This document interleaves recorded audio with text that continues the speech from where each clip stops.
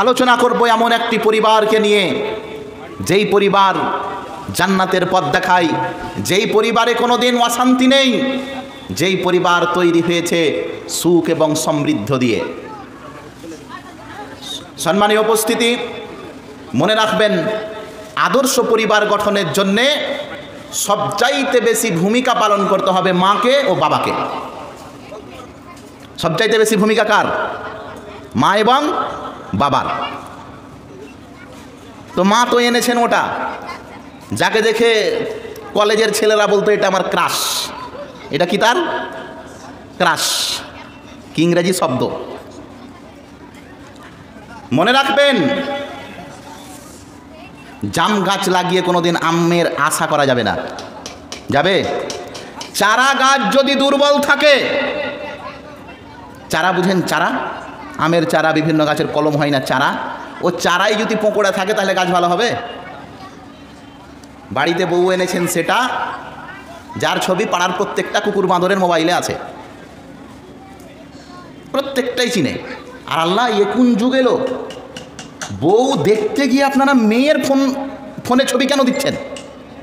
বুঝতে পারেন আমার কথাটা? বউ দেখতে যাচ্ছে কি যায় না ছেলেরা? ছেলের বাপ যাচ্ছে, ছেলের বন্ধু বান্ধব আরও যে কত রকম যাচ্ছে, ওটা তো বাদ দেন। আজকে থেকে আমি গার্জেনদেরকে বলছি, শোনেন, মেয়ে দেখাবেন দেখান, কিন্তু শরীয়তের যেটা মানদণ্ড সেটাকে আপনি কবর দিয়েন না।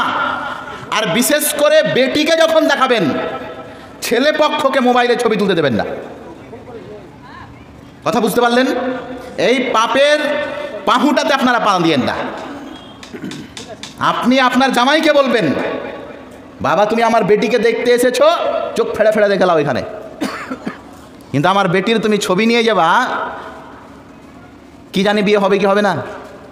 এটা তো প্রথম সূত্র। আপনি জানেন, সমাজের মধ্যে অনেক ফেসবুকে ছবি খুঁজে বেড়াচ্ছে যেগুলো এইখান থেকে কালেক্ট করা হয়েছে।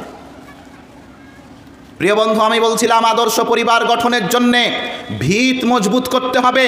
বাড়ি যদি আপনি সুন্দর চান, বাড়ি যদি মজবুত চান, আর ওই বাড়ির ভিত যদি মজবুত না থাকে, বাড়ি কিছুই হবে না।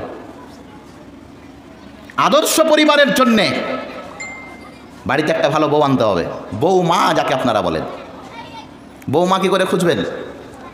ঘটককে তো আগে বলে দিয়েছেন, যেগুলা এক আধটা বেটি আছে ওগুলার বিহা নিয়ে আসিও, বলেননি? বাঝা বাঝা।